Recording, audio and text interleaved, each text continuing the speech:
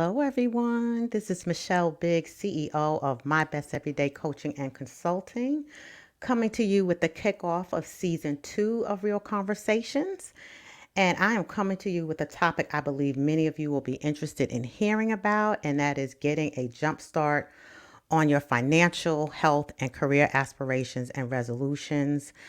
After some research, I found that year over year, these are the three areas that hit the top of the list in terms of resolutions and aspirations that people make. So, joining me today, I bring experts from my circle who are going to share their knowledge and experience with you related to finances, health, exercise, and nutrition. And I'm going to talk to you about the career area. So I must say to you that things shared on Real Conversations with Michelle are informational purposes, right? So please, please, please do your research so you can ensure that any steps you decide to take really make sense for you. So first up, I have Mr. Jonathan Austin, and I'm going to bring him on. Hello, Jonathan. Hey there, Michelle. How you I doing? call it Jonathan Austin, Jonathan Chapman. I don't know why I do that. Jonathan Chapman, how are you? I'm doing fantastic. How are you? Good, good. So, Jonathan, why don't you tell people about yourself, what you do, how long you've been doing it? Yeah, Jonathan Chapman, financial advisor for Edward Jones Investments, office in Chapel Hill. Coming up on my seventh year at this point. So, Wow, wow. I lot didn't of realize fun. you were there that long. Yeah, Yeah, yeah, yeah. yeah, So, what I want to do is, of course, we will be talking about the financial aspect of career aspirations and resolution. So, let's talk about things people should consider when they're thinking about savings and investing. yeah. I think the biggest rule or law that I have in place is making sure you have enough money in reserve. You never want to have to tap into your investments at a bad time in the market. Had you needed your money in March, or April 1st of last year, you would have lost a lot of money, and whatever you put in would not have been there for you to retrieve. So, I think rule number one is just making sure you have some sort of reserve in place to sustain yourself or your lifestyle for an extended period of time. Yeah, yeah. And let's talk about the types of savings accounts, because there's a lot of different options out there, right? Right. What's the pros and cons of the things that are out there in which people can attach their money to? Right. Yeah, there's a lot of risk involved, especially, whether it's interest rate risk or it's market risk. There's always some sort of risk involved. And you can put your money in the bank, of course, and earn nothing. Or you can put it in the market and hopefully earn a little bit over time if allocated properly. There's a lot of different investments, again, with all types of risks. So it's a matter of understanding what your appetite is when it comes to investing that money. I'm not sure if that Right. answers your question. Yeah, because you got savings, CDs, money markets, and things like that. And I know some have a better rate of return than others, right? Yeah, Traditionally. Yeah, yeah, yeah, yeah. So talk a little bit about that, if you don't mind. yeah. So what I'll say first is that there's all types of accounts that you can invest in, or that can be the home for your investments. For instance, there's IRAs, there's regular investment accounts. There's your 401k, there's 403bs, all those types. They're all accounts and they're taxed differently. The taxation is what differentiates those types of accounts. Um, Usually, you can invest in a stock in any of those accounts, and again, the way you're taxed on that investment is going to be the differentiator. Mm-hmm. So, or a bond, or a CD is an instrument that you would use that would be invested in one of those accounts, whether it be again uh, a regular investment account, IRA of some sort, your 401k, so on and so forth. Yeah. And let's talk about, if you don't mind, let's talk about 401k. And I know there's different things. If you work for the government, it's called something different. What's Yep. your rule of thumb in terms of people investing in those? Yeah, I wish I had a cookie cutter method to investing in your 401k. Mm-hmm. One thing I will say is the government, they used to allow you to budget for taxes up until 1938, which means that you didn't pay any Social Security tax, you didn't pay any federal, state, or local tax. All that money that you earned on the job was in your paycheck. 1938, they realized, okay, if we don't take our money first, they may not have it when it's time for them to pay. So I always Right. encourage clients to take their 10% or whatever the case may be first. Um, 10% is, I would say, the absolute minimum that I would invest in any of those accounts. That Mm-hmm. way, you're paying yourself before you're paying the government. And those are the Right. only types of account where you can pay yourself before you're paying the government, which is why it's important to invest in a 401k, or if you work for the government, a 457, or education or a nonprofit 403b. There's all types of names for the investment accounts, and all those, they grow tax deferred, so Right. that you pay yourself, and then when you're ready to access that money, that's when the government gets their fair share. Well, Mm-hmm. they get their share, I should say. Yeah. Yeah. And I know, for example, the company I work for, we will match up to 4%. So, one Mm-hmm. of the things I usually tell employees is you want to at least put in at least 4%, right? So you get the match. To your point, you Right. might want to do higher, right? Because depending on what Right. kind of account you have, you could benefit from that as well. But at least if your company gives you a match, you want to invest at least that much up to the max, right? Yeah, I would say you want to invest up to the match, because that's free money that they're giving to you. Um, Right, it's a lot of what I do with clients is figure out what's going to be right for their situation. I was on a right, call with a client yesterday, and the conversation was, should I be putting more into my 401k? So then my mm-hmm, question was, what type of lifestyle are you looking to live in retirement? Because right, again, at some point in time, you're going to be held hostage to that retirement account, because you have that automatic or that required minimum that you're going to have to pay to the government at the age of 72. If you right, have $3 million in this account at the age of 72, you're going to be required to take out 4.5–5% of that and pay tax on it, which right, means you have a minimum of $150,000 in income on top of your Social Security and any other sources of income you have. right. So making sure you're building out enough buckets so that you can maneuver properly when the time comes to better control your taxes and mitigate that burden. Okay. Thank you for that. And now, a topic, I mean, I hear about it quite a bit from friends. I have friends who are investing in Bitcoin and crypto. And I think the Yeah. Bitcoin topic comes up even more now because we've seen that millionaire who cannot remember his password and Yes. Yeah. maybe losing about $200 million. So I heard. So Hmm. just fundamentals about that in terms of Okay. what is it, first of all, Yeah. what's the drive around that right now that you can talk about.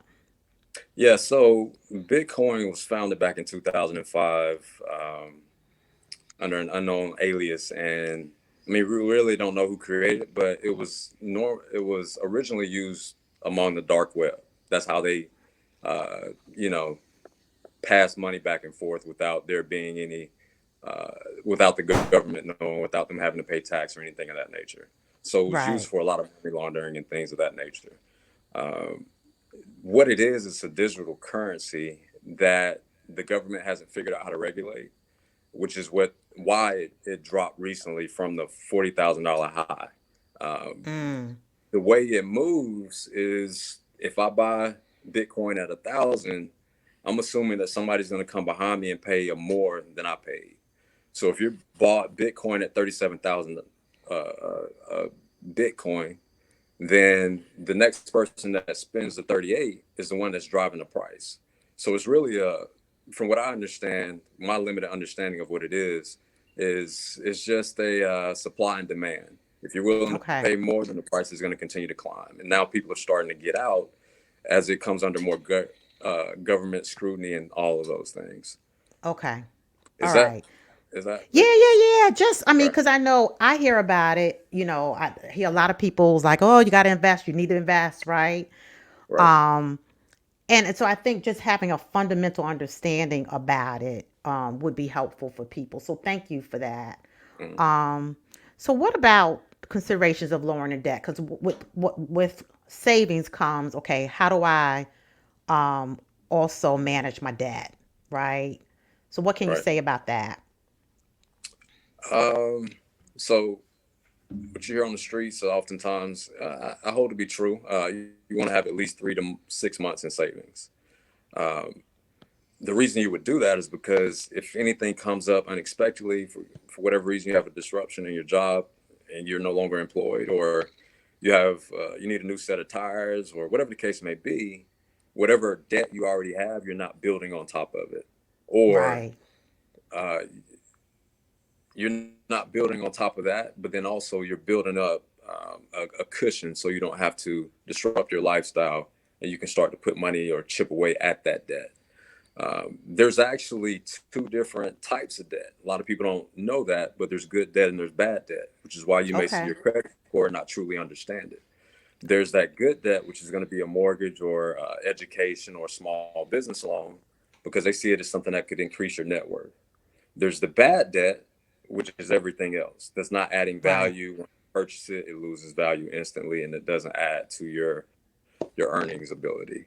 So, Right. rule of thumb, you want to keep at least your balance or your utilization rate on any debt you have to income below 35%. Okay. You just want to continue to chip away. One of the things I've noticed, a lot of people don't understand how much is a decent either a credit card interest rate or a mortgage rate, any of those things.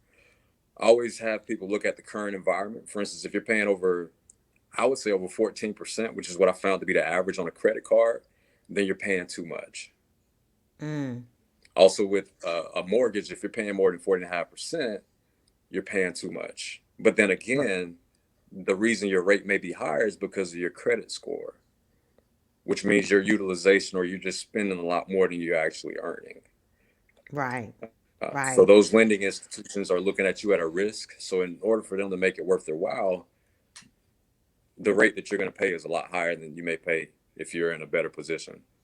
Right.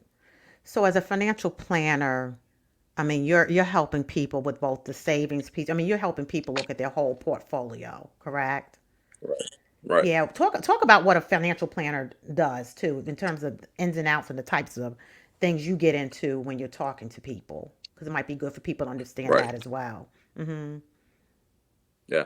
Um, we're not all created equally. I will say that. Okay.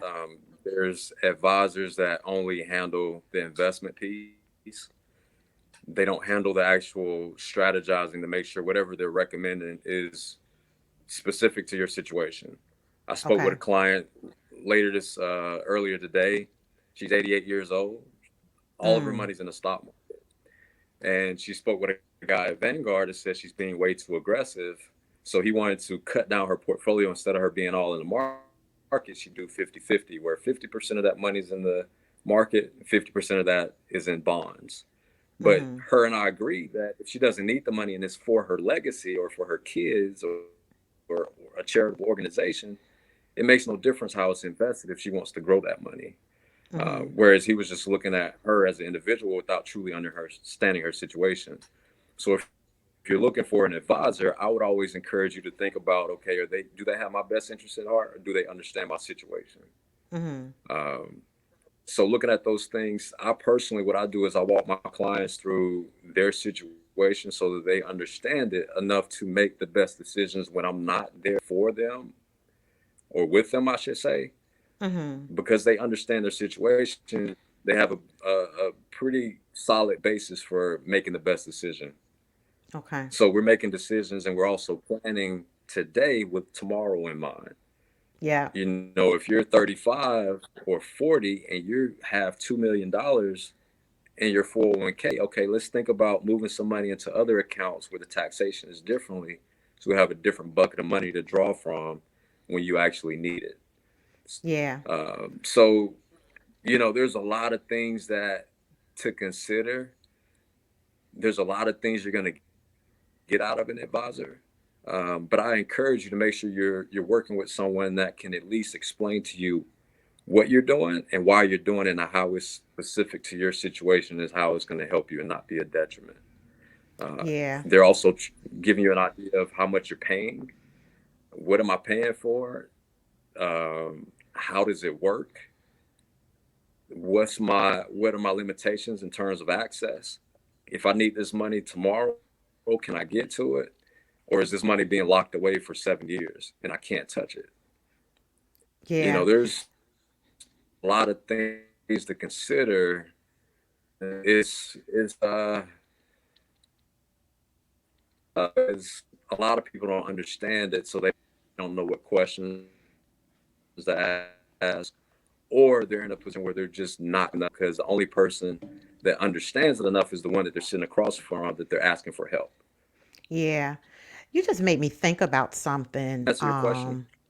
Yeah, it does. It does. And again, for me, I mean, you've been very helpful to me. So just to help me kind of understand really the basic stuff for me, as my financial advisor. So I appreciate you so much. You just said something that made me think, and it wasn't something that you and I had talked about, but the different age groups, brackets, is it different things they should be thinking about in terms of savings? So someone early in their career versus, someone, Hmm. in the throes of their career versus someone who's looking to retire. Would you advise them Right. differently? Yeah, in general. It's yeah, it's really specific to their situation. I always look at, Yeah, if I'm approaching retirement, what type of lifestyle am I looking to live? How much money am I right. looking to spend on an annual basis? Because Yeah, if you're younger, you may find that on the current tax environment, it may make more sense for you to tuck more money away in your 401k. And let's just say you have $3 million all in that account, but if you're looking to spend, $150,000 on an annual basis, then you're fine. right. Or I want to spend that same amount. It may make more sense for you to have money in an account that you're paying tax on as you go, so that you don't find yourself, with $3 million, but your income is 250 because you lost control because you didn't properly plan it well enough in Mm-hmm. advance. Mm-hmm. Mm-hmm. So I'm kind of talking around your question, Yeah, yeah, and but I it's know it's specific really to every depending on person. that person's Yeah, life. yeah, and I realize that. What do you say to someone? I mean, because everybody's not making $250,000, right? What's the basic advice you would give to someone in terms of just saving, Mm, right? right. So someone who just trying to make ends meet, right? What are some of the basic things you would suggest to someone like that? Hmm. If there was nothing else you felt you could do, you could at least yourself first. Put that 10% away. I I truly believe that if you're at least putting away 10% of your income and you're allowing that to work for you, and investing is just one way for you to do it. If you want to get into real estate, that's fine. But I believe in diversification, whether it be in just diversity among the market, diversifying among investments and the market, or whatever it is that you're passionate about and you feel comfortable investing in. But again, if I had to nail down an answer to your question, it would be saving at least 10% of your income and making it work for you. Yeah, yeah, good, and that's good because, like I said, everybody we know everybody's not in that high range, right? And you want to have money Right, for a rainy day, right? So a good right, practice, to your point, is just put if you can put aside 10%, that starts to build up, right? Just so you have it for a rainy right, day. right. Okay. Parting words, Mr. Chapman, in terms of this segment. Any other tips you want to give to someone, something we didn't cover? Uh,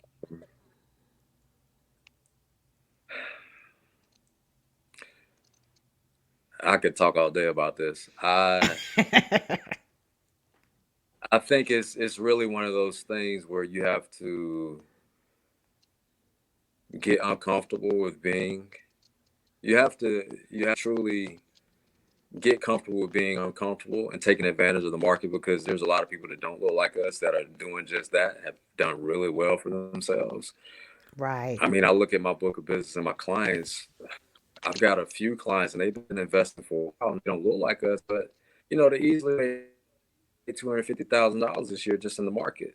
So they understand the power of compounding interest and investing and not spending more than they earn and not really caring what everybody else. thinks of them or what they have. Myself, my resolution, I want to get my financial house in order and make sure that when it's all said and done, I may not look like it, but I got all the money in the world. Right. So Right. those are my Yeah. parting words. Just Yeah. Just save more than save. what you're spending and save for your future. Think about Yeah. the long term and not just be so caught in the moment. Yeah. And get that money from underneath your mattress and stuff like that, right? We're not earning anything, right? We talked about that. I know you, me, and Andrea Right, were talking right. about, old Yeah, school, my parents. yeah. My dad is like, he wasn't putting anything in the Mm, bank, right? And you're not really going to right, do anything longer term. You're not going to earn anything if you just keep it like that, right? You need to put it somewhere so you can earn a little bit of right, something, right? Make it work for you. right. Well, Mr. Chapman, Because you thank you have so inflation on much. the horizon. So, Yeah, yeah. Well, thank you. And I know you're going to send me some information so I can post it. So if people want to get in touch with you, they can, right? And again, you're with Edward Jones Investments yeah, in Chapel Hill. Yeah. Well, I appreciate you. Thank you for right. joining me so Yeah, much. I appreciate you. Thank you, Jonathan. And everyone, the goal of Real Conversations, 'cause I probably should have said that at the beginning. For those of you who are new to my platform, the goal of Real Conversations is to cover topics that many of us may struggle with or have struggled with the hope that something you hear will move you towards some type of positive action for yourself, right?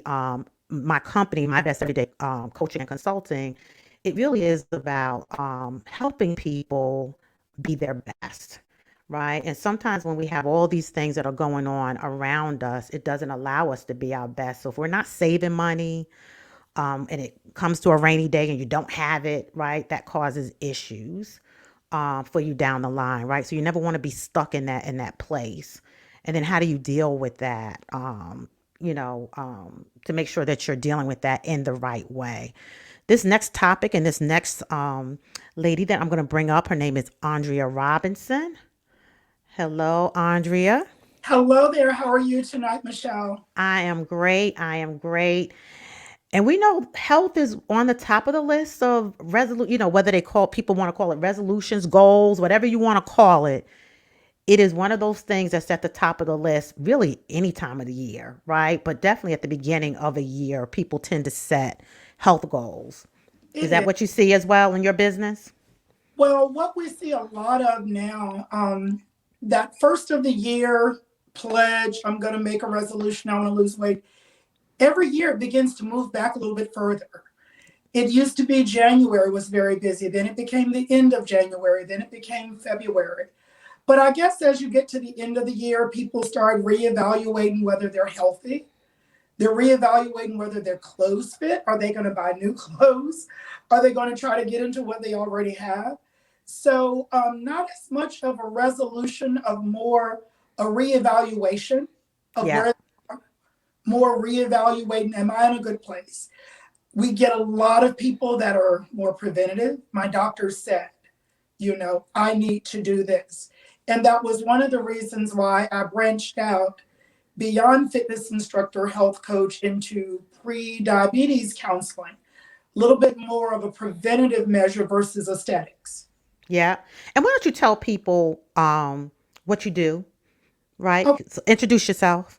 I do a lot of different things, but I want to say hello to your audience and just let everybody know if you're listening or whoever is tuning in right now, I am you and I am where you were and I am where you are. It Mm-hmm. just all depends on the season. So for 26 years, I've been a certified health coach. I've been a fitness instructor. I teach fitness now. I teach yoga, but I own a boutique. And I call it a boutique because it's kind of a place where you go in, everyone knows your name. It's the place that helps hold you accountable for your fitness goals. Along with that, I am a diabetes prevention coach. And that is the type of field that you can get in from health coaching that begins to partner with insurance. So someone can come to me and say, I'm pre diabetic, I have Anthem insurance. What can you do for me? Or can you help me? But the primary thing we do is just help people establish fitness and nutrition goals that they can live with the rest of their life. We don't do a lot of quick stuff at our studio. Yeah. Yeah. So let's talk about the things people come to you for. So whether it's health, fitness, or nutrition, what's the advice that you would give people in those three areas? What I found, the primary thing that people come in for is aesthetics, Mm, regardless of what their state of disease or state of non-disease is. It is always aesthetics. And when I get that person comes in, it's typically I want to lose 10 or 15 pounds. My first thing is, we always do an assessment. I want to know, are there any issues that we need to address? For instance, if a person is diabetic, I can't coach their food at all. right. Can't even touch that. Primarily, they're coming in, they want to be more active, they want to lose weight, and they're concerned about their health as it relates to hypertension, prediabetes, their cholesterol counts, everything. They want to address it all. The hardest part is trying to get them to find something that they enjoy so they'll still be here next year. Right. Right. And what are the types of let's talk a little bit about the exercise piece. What are the types of exercises? So if you think about age groups, where should people focus when you're thinking about the types of exercise people should focus on? Let's say if you're in your 20s, 30s versus your 40s, over Right. 40, right? Where should the focus really be? One of the main things I always say is there are no right or wrong exercises. There really aren't. There are no age appropriate exercises. There are no exercises that you should do specifically if you're 20, if you're 30, 40, 50, 60, 70. What's your baseline? What's your baseline? I have 70-year-old clients that can do burpees. That's jumping up, jumping down, jumping up, Mm-hmm. jumping down. Mm-hmm. But I encourage people to walk. Number one, because it's free. It's something that we do every day. It's something you don't need a lot of equipment to do. So whatever age group you fall into, I say, are you walking? How Mm-hmm. much are you moving? Can you walk up and down your stairs? That gives me an idea of what they're already capable of doing. If you can't walk, then I guess we're on a bike. Maybe you had knee surgery. Mm. So you have to look at the condition they come in with. Always, always, always. I get everyone in, and everyone's seen old episodes of Oprah, and Oprah said you should get a trainer. And they walk in and say, Oprah said I should have a trainer, so I want a trainer. And I ask, well, what is your goal? They have no clue, Michelle. No clue what their goal in getting a trainer is. Strength training is important as it relates to functionality. Mm-hmm. Do I want to build strong quadriceps, or do I just want to be able to climb the stairs? You know, am I really looking to build biceps, or do I want to be able to carry all of my grocery bags at once? So when we get someone in, we look at what their functional level is. What can you already do? Mm-hmm. If you're on the floor, let's say you or I or a group of people, we're all on the floor, we're carrying books or bags, getting things up. Can you get out of the floor without using your hands? Yeah. Those are things that I would love, if the audience is listening, try those things out now. Get on the floor. Can you get up? Not using your hands, not holding anything. Can you walk up and down a flight of stairs without being fatigued? So, walking and any exercise that you consider functional. Functional for us is walking up and down on a stair climber, walking up and down on elevated steps, sitting down and standing up over and over and over and over. Those are things that we do that are universal for any age group. Yeah. How and you and I talked a little bit about this, and you kind of alluded to this earlier on. Sometimes people are really gun ho at the beginning, and then they fall off. What's the key to sustaining that momentum? Oh my goodness. I hate to go back to our friend Oprah, but I have to because Okay. she has so much money and she still does not enjoy exercise. And to me, that's profound. How can you have all of these tools at your disposal, but you still hate exercise? The Mm-hmm. key to it is finding something you enjoy and finding someone that you enjoy doing it with. Mm. Very simple. Some people are very, very independently motivated. They get up, They put their sneakers on, they're running every morning, they're in the gym with their headset on, they don't want to be disturbed. But that's only about 10% of the population. Yeah. And gym studios, they chase that 10%. It's the 90% that I get. You get the rest of them. Something you enjoy, someone you enjoy doing it with. Long term, people who set goals that are based on health and not how they look do better and keep it off.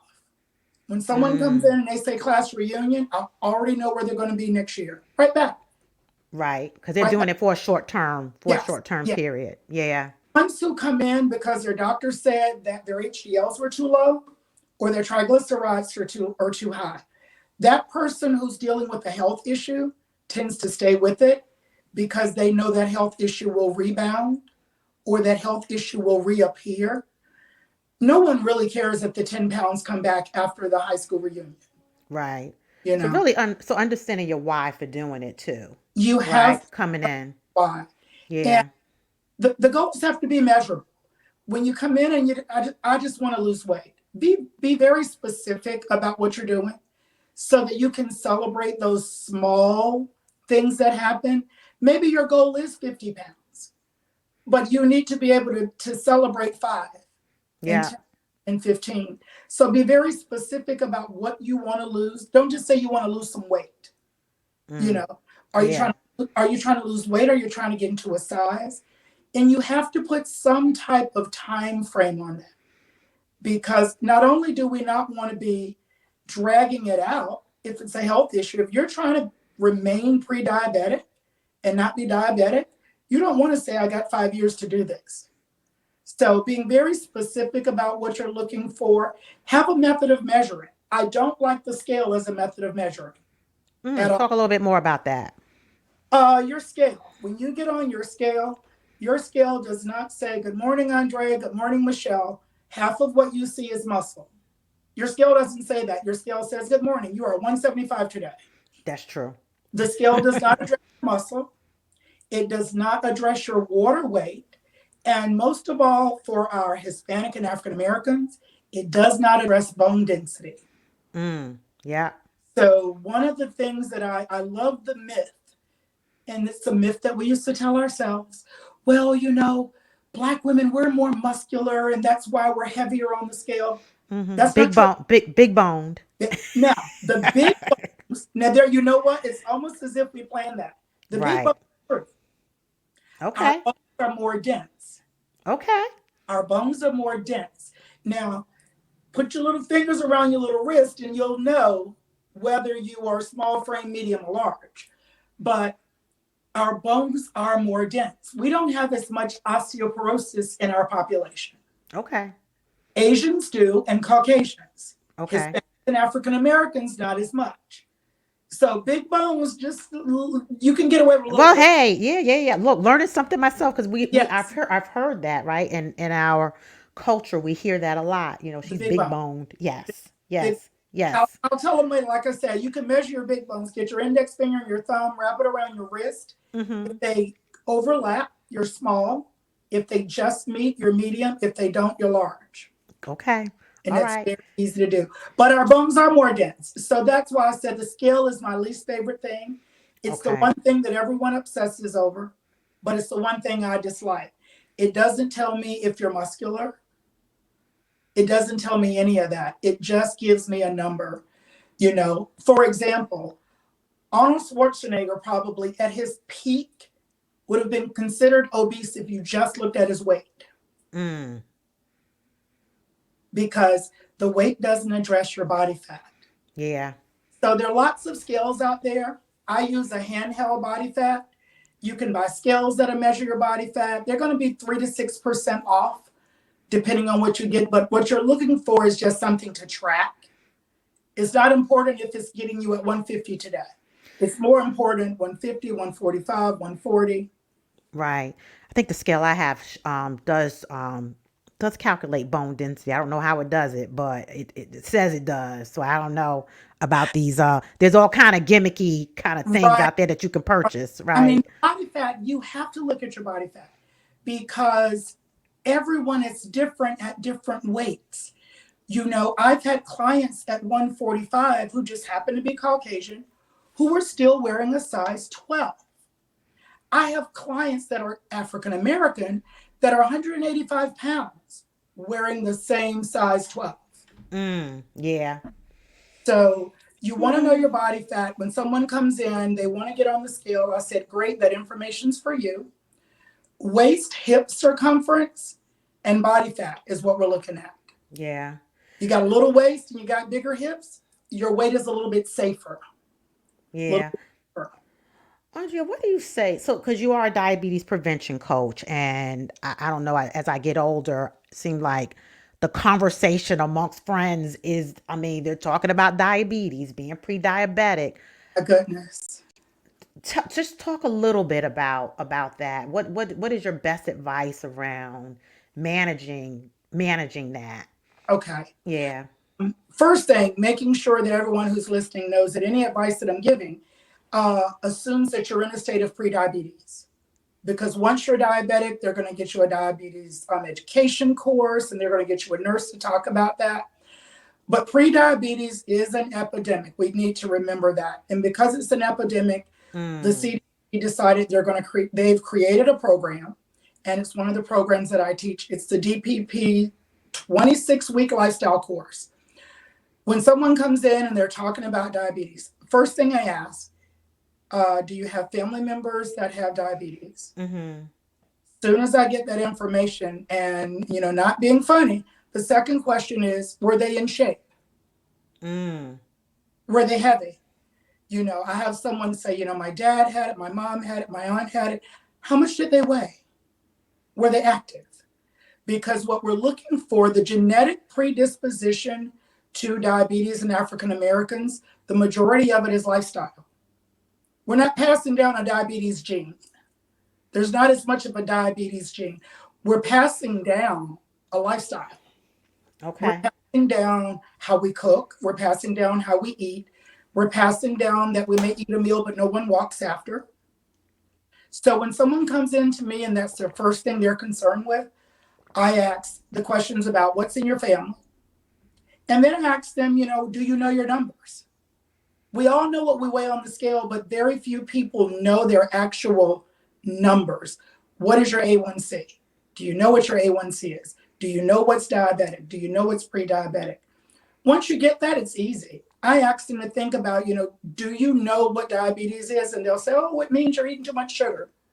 Okay, well, if you eat Wonder Bread every day, you're more predisposed to being diabetic, the same as you would drinking soda. Ooh wee! I wish I had my mother on this Facebook. Most people, you know, what we like to do is we Mm-hmm. like to talk about sugar, Yes. but the body doesn't care if you're putting sugar in your coffee or if you're making a sandwich with bread that has no fiber. It's all in how it processes. If it takes a product and it breaks it down into glucose, simple, it's sugar. Bread is sugar. Cereal is one of the big, if you want to talk about prediabetes in our younger population, Mm-hmm. all breakfast cereal. Yeah, and I think that's one of the misnomers that we have. Right, Some right. cultures more than others, that it is about the sweets. And to your point, it's bigger than just about the sweets, right? Oh my goodness. Yeah, yeah, yeah. We, I think we know it is sweet, but we forget how much sugar is in every product we consume, Mm-hmm. whether Mm-hmm. it's ketchup or salad dressing or it's in lemonade. We make prepare lemonade, breakfast. Mm-hmm. Mm-hmm. All of those things include sugar, but we don't think about it. We don't. Yeah. Uh, when we're dealing with the prediabetes, like I said, the main thing that I look at is uh, what's your family? What are the genetics? What's going on there? And if there are people in your family who are diabetic, who are otherwise healthy, then we really need to be worried. But if Mm. they're diabetic and you're active and you're the only person that's active, more than likely your lifestyle is going to save you. Yeah. So, what are your parting words in this space? Because again, we want people to be successful, and I talked to Jonathan about saving money, right? because that's typically a goal, investments. Because we know any of these things, if any of these things are not in line with where you want it to be, Right. how you feel, one, being at peace, right, about your situation. You tend to worry more, right? Yes, Because you don't have the funds that you want to do the things that you want to do. Or exactly. in the sense, in the case of health, it drags you down, It right? When you're not your does. best. Yeah. So what would you say to people in terms of really just how to come to how to come to this in terms of this whole mindset about better health, better nutrition? Well, when the main thing for me, and I guess the overarching theme of, we want to get better health, we want to have better nutrition, is you have to look at it from an individual perspective. You can't let that you should be this size dictate where you're going to go. Look at how you feel. Do you feel the way you want to feel in the morning? When you get up, do you have energy? Are you sleeping well? Can you move? Can you play? Can you run? Can you jump? You simply want to be able to move through life better and take those things. Start thinking about when you eat. What makes you feel good when you eat? What gives you energy when you eat? So you have to have a physiological response to your goal. Right. You're not going to keep doing something that doesn't feel good. You're not going to keep eating something that doesn't give you energy and doesn't agree with you. So, what I say to people at this time of year, first of all, figure out what your goal is, figure out why your goal is, and try to have a goal that has more than an aesthetic benefit. You want to have a goal more than I want to look better. Yeah. Because that, like you said, once you get to that point, then you'll drop off, Yeah. right? And You you know, won't I you would, won't sustain it. but there are tons of people who look great, but how do you feel? Do you Yeah. sleep well? Do you sleep well? So find something that they enjoy doing. Find someone to do it with, somewhere to do it with, so that they're not stopping and starting. Yeah. They're not stopping and starting. Set a goal that is easy and measurable steps. Don't set a 50-pound goal by March. Set something that's specific. Figure out what that goal and give yourself a reward system that's not based on food. I lose 10 pounds, I'm going to buy myself this. If you have those clothes that you had at a bigger size, when you lose that weight, get rid of those clothes. Yeah. Don't slide them to the back. Get rid of those clothes. Get rid of Mm. those clothes. So that's pretty much what I tell people. They've got to figure out what they enjoy doing. 90% of the population does better with a partner. If you are the 10%, you're probably not on this call. You're Right. probably listening. If you're that I know 10%, that's right. they're Yeah. probably here. You're that 90% that needs motivation every day. Hire a trainer. Look at what it costs. And then look at what the cost of keeping that weight on is. Yeah. And I like and you and I talked a little bit about this is the SMART goals. I call them SMART goals, Oh, yeah. right? But being specific, measurable, attainable, relevant, Yeah. right? Being able to do it and then take an action, right? Because you can do all the planning in the world until you take that first step. It's just a Exactly. thought on a piece of paper, right? When we're using Yeah. SMART goals in the fitness area, we do use the same initials, but we like to say attainable. Right. We like to say attainable. Don't tell me you want to be a size 8 and you've never been a size 8 in your entire adult life. Mm. The first question that I asked that people dislike, especially someone up until 26, I was always very heavy. So that question didn't, it was uncomfortable for me. I'll ask someone, tell me a weight that you sustained for 3 years of your adult life without killing yourself. You know, 1,200 calorie diet, working out twice a day. Whatever that weight is, that's the weight we should be looking for. Yeah. That's the Yeah. weight, not the weight you were in the seventh grade. Yeah. I know that's right. It's not going to go. It's It's not. not gonna go, and then you get disappointed. That's usually when people fall off, right? Because then you uh, don't achieve those things, and then you fall off, and then you're right. And back. whoever's listening, please do not buy home gym equipment. Don't do it. Mm, Don't buy mm, a Peloton. Don't buy a bike. Don't buy a treadmill. The piece of equipment in your home will motivate you. It's the person. You'd be better Mm, off taking that money and paying a trainer and getting in a group that you're going to meet 3 days a week. mm-hmm. Yeah. Mm-hmm. Don't buy the Peloton. Yeah. Well, I All think the Peloton, matter of fact, we were just talking about this at work. One of the reasons those things are popular now because people couldn't get to the gym, that's right? But you that's don't want it to be, marketing yeah, funds. yeah, you don't want it to be the place where you hang your clothes longer Exactly. term, Exactly. right? It and that's what happens. People have the equipment at home, and I try to the clients that I have coming in, I try to give them the training that we do together to take home. And they Right. stop me in my tracks. I don't want that because that's why I'm here. Yeah. Yeah. Well, Motivate. Andrea, thank you so much for your time. And I know we'll be talking. We will be. I've got to talk to Edward Jones as well. He sounds like he knows what he's doing. I already told you, you need to call him. He Get the definitely got me thinking differently. Yeah, definitely. Well, thank you. And we'll talk. baby We'll up. we'll connect again, okay? We will. Thank you so much and have a Thank great you. And send me your information because I will post it on my page, especially the diabetes prevention, because you have a, just briefly, program that people can get attached to, yes. correct? Um, Yes. I have a 6 week Art of Healthy Living program coming up. I'm coaching the group, but we also have a registered dietitian. The reason that's important is legally, only a registered dietitian or a medical doctor should be giving you a diet plan. Yeah. They're the only two that should tell you eat a grapefruit, have a piece of toast. No one else should touch it. I stay in my lane Yeah. because I like my certification to be valid. So this 6 week Art of Healthy Living is coming up. It is going to be on Zoom. If someone's out of town, of course, they will do all of it on Zoom. Everything's going to be on Zoom. It'll be on a Tuesday night at 8 o'clock. Okay. The dietitian's going to give we're doing a 1,500 calorie diet plan with exchanges. The diet comes out on the second week. I'll be coaching them through and giving them challenges. There probably is some recommended reading if they're interested, because we have a lot of clients that are trying to be a little bit more plant based. Right. So there's a book called Eat to Live, and all that information's on the flyer. But they can sign up. When I send you the handout, they can sign up online and join us. Good. Yep. No, I will post it in my group. So thank you so much, Andrea. thank Thank you. you. Thank you. Thank you. And we'll be talking soon. Okay. Yeah, you have a great evening, Michelle. All right. You too.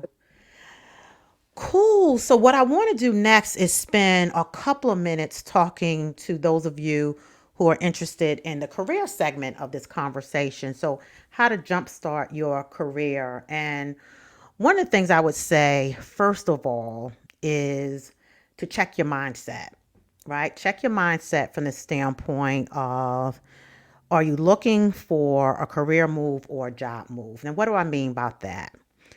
Typically, when you're talking about a career move, you are talking about making a move that's going to enhance or strengthen the skills and knowledge that you already have that will later enable you to progress along a path and get you closer to your desired role or aspiration, right? From a job standpoint. So what I mean by that, so for example, and I work in a pharmaceutical company, so we may have someone coming in as a sales rep who has aspirations of wanting to become a general manager at for a country, right? With that, there's all these steps in between that they could take, or all these different types of roles that they can take that would provide them with the skills and knowledge that they would need to be qualified later on down the line to become a general manager, right? So, someone who's very career minded is looking for those things, those roles that are going to help them develop in areas that are going to be essential for that ultimate goal that they're looking, that ultimate role that they're looking to get into longer term, right? So if you think about career, having a career mindset, typically those with a career mindset kind of think longer term, where do they want to be? If you're thinking about a job, you're thinking about in the moment, I need money to pay my bills. It's the essential, right? So you're not really thinking longer term. It is about the next move, right? So that's the first thing, is check your mindset, because how you then approach your next move may vary, right? So I'm gonna stick with the path of the career mindset, first of all. But some of the people who are in this job mindset, some of this stuff could apply as well. So once you know what it is that you're looking to do, right?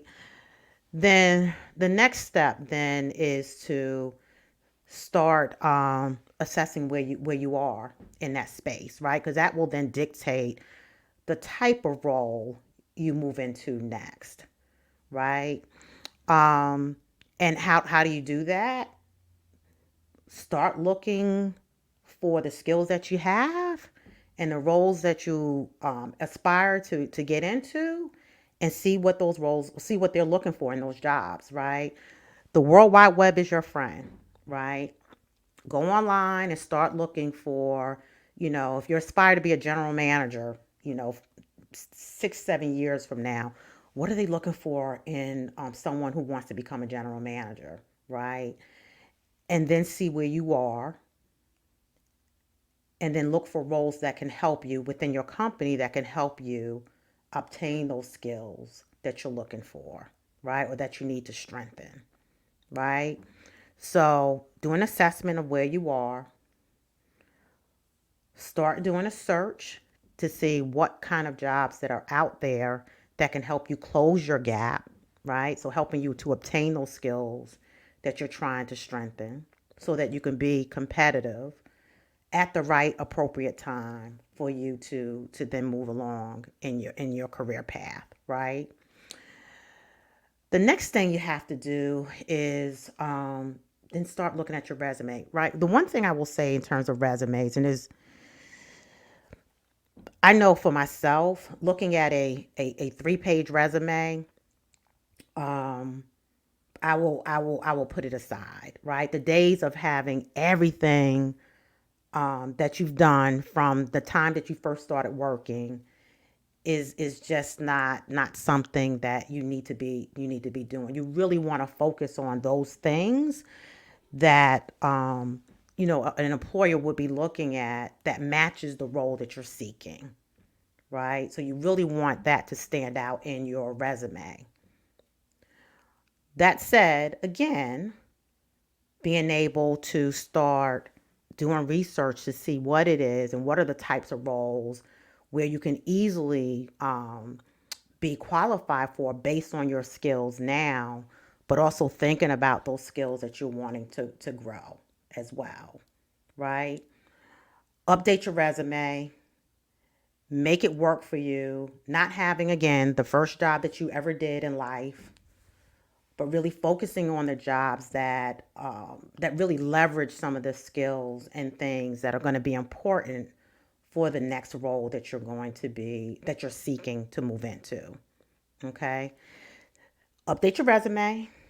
LinkedIn will be your friend, particularly if you're middle level employee. LinkedIn is a place that most employers will go to these days to seek after candidates for roles, right? So you need to have a LinkedIn profile, right? So make sure that that is up to date as well, and really highlighting those skills that a future employer would be looking for um, in someone who is going to be stepping into their roles. And I'll tell you, I'm not looking for a job. If I tell you how many requests I get to look at roles that are out there, and I'm not even in the market, right? So just know, don't be afraid of LinkedIn.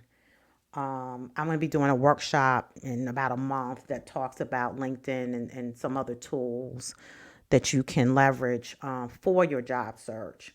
But get your LinkedIn profile up to date, right? Get your resume up to date. And then you also want to do some networking, right? So whether it's within your company or even outside of your company, sometimes you can talk to people outside who can really become mentors to you around things you should be looking for when you're doing your job search, and the types of roles you should be looking at. One of the things I will say for someone, again, who is career minded, so they're looking to move along a path to get them to their longer term aspiration, sometimes you might step into things and roles that you really didn't think you would do. And I'll give you an example for myself. When I think I told you guys during my intro promo for this year, started out in recruitment. And as a recruiter, once I started recruiting for more senior level folks, I was asked to manage loans. So we used to give out executive loans. I did not go to school for that, right? What I did not realize later on, though, is doing having that responsibility actually helped me to develop the relationships and the trust from my senior leaders when I moved into an employee relations role, right? So sometimes your path that you take may not be that traditional path, but you will acquire the skills, right? You'll acquire the skills or the relationships that will help you later down the line, right? So you need to be open-minded about what you step into when in the space of someone who may want to become a general manager. My example, right? As a general manager, things that you need to have: leadership skills, right? You got to know how to manage a P&L, right? If you're in the pharmaceutical space, you need to understand sales, you need to understand marketing, you need to understand operations. So in those areas, there's so many different things that you can do, right? So you need to be open to the types of roles that you step into, because it is about career minded. It is about acquiring the skills and knowledge to be able to move forward along your path to get to your destination, right? So you need to think about that. Lastly, um, interview prep, right? So just making sure you're prepared. Again, everything is on the World Wide Web. There's no reason you should not be prepared and know about, the companies that you're interviewing with, or even if you're networking within your own organization, getting to know people who work for folks so you can get to know the style of the manager, so you can come prepared and ready, right, to really to sell yourself, right? The other thing I will say is you never get a second chance to make a first impression, right? So you really, really want to make sure that everything that you put in writing, anything that you send out, is up to par, right? Because you don't get a second chance to make a good first impression. All right. That's very high level. I hope it helps someone out there. I am going to be having a workshop in end of February, early March. I'm still working on some things, but I will put that out there for those who might be interested in just getting yourself ready for that next move. Matter of fact, the title of the workshop is Preparing for Your Next. So I'll be talking about resume writing, networking, interview preparation, salary negotiation. And there's so many components to it. Even your resume, there's different types of resumes out there. You want to put together something that's going to work for you. Okay. So that is it, everybody. Thank you for hanging in there with me. The first episode. The next episode, I want to continue with this theme around setting yourself up for success in terms of resolutions. And we know we talked about savings and health and career. The other thing that people tend to struggle with are those behavioral things that they're trying to change. I call them sort of addictive behaviors. So whether it's stopping smoking, or if you are overeater, or you're spending a whole lot of money, I'm going to be talking to a licensed addiction counselor, because those behaviors are somewhat they fall into that space of addictive behavior, right? So I want to talk to someone who's going to talk about how do you change your mindset, and so you can get yourself out of that space where you just got to have something, you just got to do something, right? um, and can be successful in overcoming that addiction. So Anyway, thank you for joining me. And if you need help setting up a plan or trying to figure out, what it is that you need to do, whether it is to talk to a health coach or, deal with a financial planner or anything else you have going on in your life, give me a call. I do offer a 30-minute complimentary consultation. So just give me a call, send me an email. I should say, send me an email, mbiggs.mybest@gmail.com, and we will set something up. Thank you for joining. Thank you, all my friends who are watching this live. Thank you to those of you who will watch this in replay. I really do appreciate you. And I will see you next month for the next episode. Thank you.